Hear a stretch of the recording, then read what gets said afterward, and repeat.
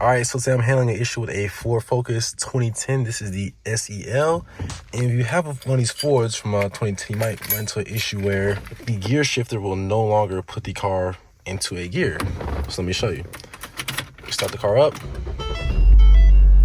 The shifter is gonna feel pretty loose. So no matter which gear you put it in, nothing happens. If you do find yourself in this situation, let's say you're stranded on the side of the road, you can actually switch the gears in the front by the engine bay.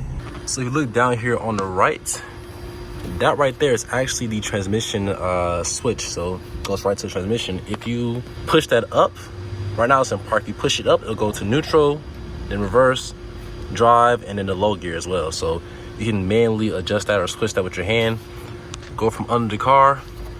Let me show you where that yellow tab is right there. This right here, you can push this up one time for neutral, another time for reverse, another time for, I believe, drive, and then low. So you can put it in park there as well. So you have to go from under the car in the front, put your hand in there, and push it up if you're in a pinch and need to get the car to where it needs to be. So there's two potential issues that could be happening with your lever. So either it's disconnected down here where the transmission switch is on the transmission, but as you clearly see on mine, it's still connected, so there's no issue down here. The second option is that it's disconnected where the lever is on inside the car. So let me show you. Under here, where the actual lever meets, that's why you can't even feel any tension at all when you move it about. So the issue is not the actual transmission lever, but it's actually the cable that connects the lever and the shifter. So I'm gonna check it out. If that's broken, then I can just replace one part for like 25 bucks and should be good to go. But first I'm gonna do is actually take off the center console. All right, so to pop this section up right here, what you wanna do is lift this up first, and you will need a pry tool, but you may not actually need it. So all you're doing is just kind of coming down here, pulling out the plastic. You can start here, pull this up first. Honestly, yeah, you could do it with your hand, but since I have this metal pry tool, I'm just use this. So come back here, literally just get this free. Just like that. This side too. Boom, now that's free. Come to the sides here, do the same thing with your pry tool. And this is all just held down by small little, clamps and stuff like that. So it all pops right back into place at the end of the day. So I'm gonna just pull it up with my hand. Come to the sides. Get there as well. I'm blocking it, but yep. Sides as well. Like that. And by this point, just take your hand, just go and lift the whole thing up just like this. And it should be pretty free. What you also have to do is move this back to the neutral position, or pretty much just past where it's at right now, so you can get the console to clear. So I know for this particular car that this lever does not work, so it'll just still be in park, but make sure your parking brake is up though, just in case anything happens. So now we can lift this up and it should be able to clear. There's also one more thing we have to do with take off the parking brake boot. Make sure it's completely up, so you can actually come under here with your hand and literally pop this up as well. All right, so the boot was a tad bit trickier, but what I did was I moved my fingers here to the front, pulled it to the side like that, and then pushed up. And there's not too much holding it down, but not gonna slide it forward and lift the whole thing up just like this. So just inverted it, slide it off, just like that. All right, next step, this should just be able to lift right on up. And there's a few wires down here for the lights. So right here, but unclip this wire real quick. Z-clip, and then kind of just slide it on up.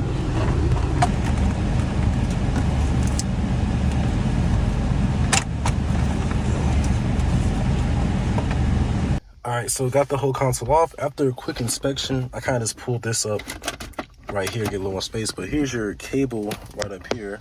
Take your hand and work it down this line. You're gonna feel where there should be two connection points, and I can clearly feel it. I can clearly feel that it is disconnected. You can see right here. It is completely disconnected. It's completely disconnected from the shifter. So what I'm gonna do is order the correct part for that, It's a little bushing. It'll be about $25, and that should fix the whole issue. All right, so it's a brand new day. Got the part that we need for the gear shifter cable. This is a bushing that will slide right into it.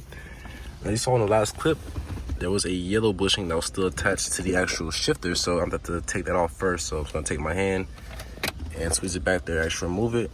Now, you can take off all these fenders, but I don't have the tools to actually get this fender off, so I'm going to just try to do it with the gear shifter still intact.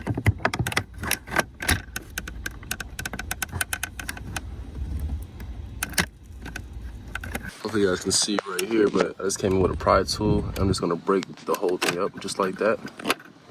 And that's how you remove the old one. See, it's already coming off. All right, so now that the old one is fully off, as you see down there, all I'm gonna do is take my new tool, so this one right here.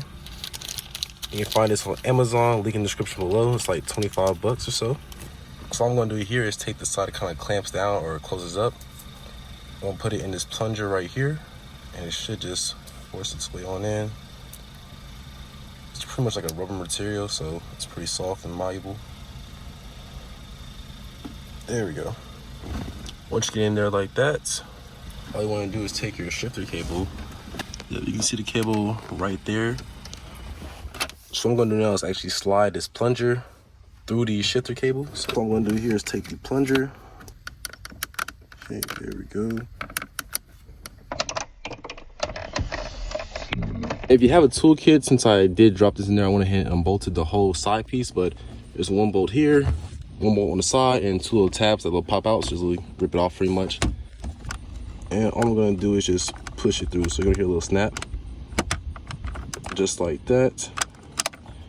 Once you get it all the way through, go to the other side and just rip the red plunger out.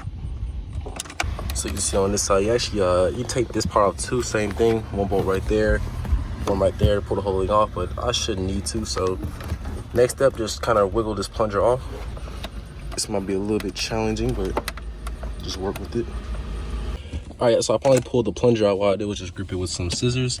If you have some vice grips or some clamps like that, that'll work perfectly. It's hard to do with your hands, but just pull it on out. It won't break or anything. And what we have left is a new bushing in there, and all I have to do is actually just connect it to the gear shifter. So got the gear shifter in park right now. So once it's in there, all we're gonna do is make sure you're pushing on the back of it as well. Just kind of situate it on there, and it pops in place just like that. And it should be nice and snug. I'll go ahead and test it out, put it into gear. Perfect. All right, so yeah, it looks pretty good. Shifts through all the gears and stayed on pretty good. Honestly, I feel like I can pull this off with my hand for real. But for the most part, I believe this should work out, honestly. So that's how I do the whole installation. Button everything back up and you should be good to go.